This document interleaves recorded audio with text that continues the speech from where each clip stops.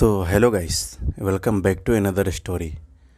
तो गाइस, कैसे हैं आप सब? उम्मीद कर रहे हैं कि सभी भाई अच्छे से होंगे। तो गाइस, आज हम एक और नए स्टोरी के साथ आ चुके हैं और ये एक कब्रिस्तान का स्टोरी है। और ये स्टोरी एक मनोहर नामक व्यक्ति से जुड़ा हुआ है। तो चलिए बिना देर किए कहानी स्टार्ट करते हैं। मनोहर का घर पुराने कब्रिस्तान के पीछे था और उसके घर के छत से वह कब्रिस्तान अच्छे से दिखता था। वह रोज़ उस कब्रिस्तान को पार करके ही अपने काम पर जाता था। मनोहर के 2 बच्चे थे और दोनों बच्चे बड़े ही शैतान थे। बड़े बेटे का नाम रॉकी था और छोटे बेटे का नाम विक्की था। एक बार गर्मी की छुट्टियों में रॉकी और विक्की की बहन सोनिया भी आई हुई थी। तीनों मिलकर रात के लगभग 12 बजे एक रूम में ट्रूथ और डेयर खेल रहे थे। रॉकी सोनिया से पूछता है कि तुम ट्रूथ लोगी या डेयर? सोनिया डेयर लेती है और पूछी कि तुम लोग कुछ खतरनाक करने के लिए तो नहीं कहोगे ना? तो इस पे रॉकी बोला, ये हुई ना बात, तो जाओ अब छत पर से घूम करके आओ और छत पर रखे गमले में से फूल तोड़कर लाना होगा, तभी हमें पता चलेगा कि तुम छत पर से आई हो। सोनिया, छत पर से तो कब्रिस्तान दिखती है। नहीं, मैं नहीं जाऊंगी। रॉकी और विक्की दोनों सोनिया को छत पर जाने के लिए ज़बरदस्ती बोलते हैं। सोनिया छत पर जाती है और जैसे ही गमले में लगे फूल की तरफ बढ़ती है, तभी उसकी नज़र कब्रिस्तान की ओर पड़ती है। कब्रिस्तान में एक बड़ा सा सूखा पेड़ होता है। वह देखती है कि उस पेड़ पर एक सर कटी हुई लाश उल्टी लटक रही होती है। सोनिया उसे देखती है और ज़ोर से चिल्लाते हुए बेहोश हो जाती है। फिर जब सोनिया बहुत देर तक छत पर से नहीं लौटती है तो रॉकी और विक्की दोनों डर जाते हैं और वहाँ छत पर जाकर देखते हैं तो पाते हैं कि सोनिया बेहोश पड़ी है। वो तुरंत मोहन को बुलाते हैं और सारी बातें बताते हैं। इस पे मनोहर बोलता है, तुम तीनों को ऐसा खेल खेलने की ज़रूरत क्या थी? और रॉकी, तुम तो जानते हो उस कब्रिस्तान के बारे में कैसी कैसी खबरें आती है, फिर भी तुम सोनिया को रात में छत पर जाने के लिए क्यों भेजा? रॉकी बोलता है, सॉरी डैड, मुझसे गलती हो गई, हम आगे से ऐसा नहीं करेंगे। मनोहर, और फिर कभी दोबारा ऐसा काम किया तो तुम दोनों को उसी कब्रिस्तान में छोड़ आऊँगा। अच्छा सोनिया बेटी, ये बताओ, तुमने वहाँ ऐसा क्या देख लिया था कि तुम बेहोश हो गई? सोनिया सहमी हुई हालत में मनोहर को सारी बातें बताती है कि उसने क्या देखा। मनोहर ने उस कब्रिस्तान के बारे में ऐसी खबरें पहले भी सुनी हुई थी, इसलिए वह सोनिया को डांटता नहीं है और बच्चों को संभल कर रहने की सलाह देता है।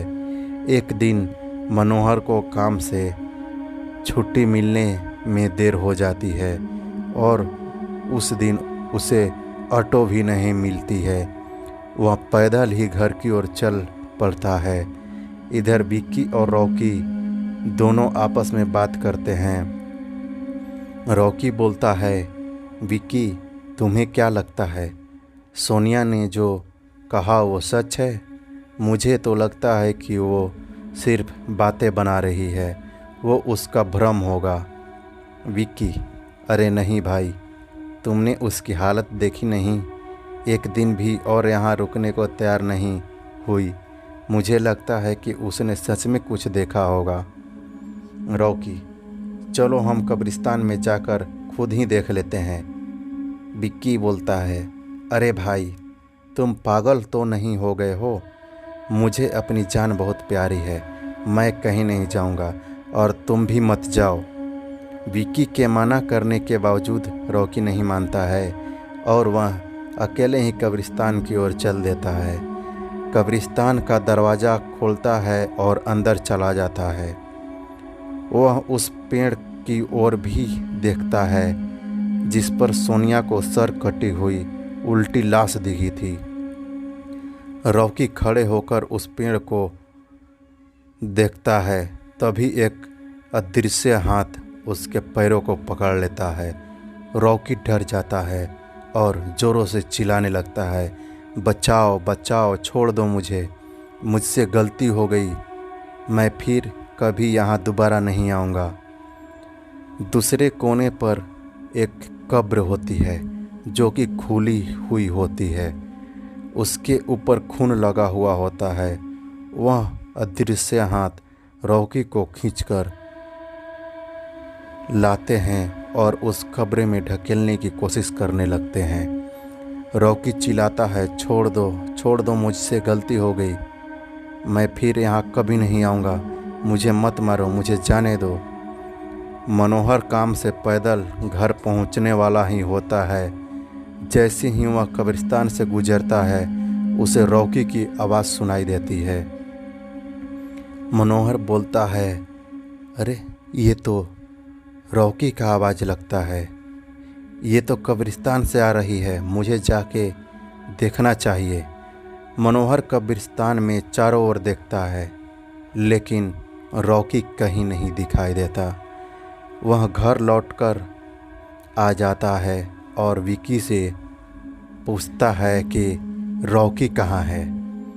विक्की बोलता है, पापा, मेरे बार बार मना करने के बावजूद भी रॉकी कब्रिस्तान में चला गया। वो जानना चाहता था कि सोनिया जो कह रही है वो सच है या नहीं। इस पर मनोहर बोलता है, हमारे पास समय बिल्कुल भी नहीं है, जाओ घर में जो मंदिर में शंख में जो जल रखा है वो जल्दी से लेकर आओ, हमें रॉकी को खोजने कब्रिस्तान जाना पड़ेगा। विक्की वो जल लेकर आता है। मनोहर और विक्की कब्रिस्तान में जाते हैं।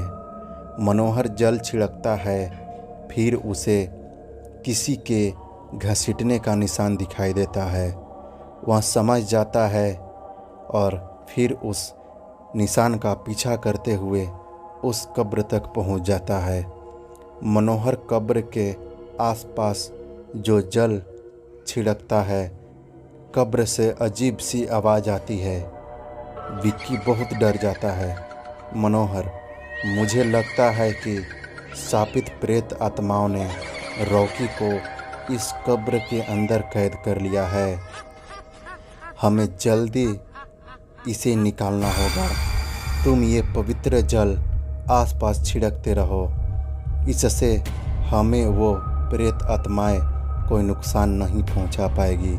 मैं कब्र को खोलने की कोशिश करता हूं। मनोहर उस कब्र को खोलने की बहुत कोशिश करता है। अंत में वह कब्र खुल जाती है। उसके अंदर रॉकी का लथपथ बेहोश पड़ा हुआ देख मनोहर रॉकी को लेकर हॉस्पिटल जाता है। उसकी हालत बहुत गंभीर होती है। उस दिन के बाद मनोहर उस घर को छोड़कर शहर से दूर एक दूसरे घर में अपने पूरे परिवार के साथ रहने चला जाता है। तो दोस्तों, आज का कहानी यही था। तो दोस्तों, प्लीज़ अच्छा लगे तो वीडियो लाइक करके और चैनल को सब्सक्राइब कर लीजिए। और इतना पे ही लेते हैं आपसे इजाज़त और मिलते हैं नेक्स्ट वीडियो में। तब तक सभी भाइयों को जय हिंद।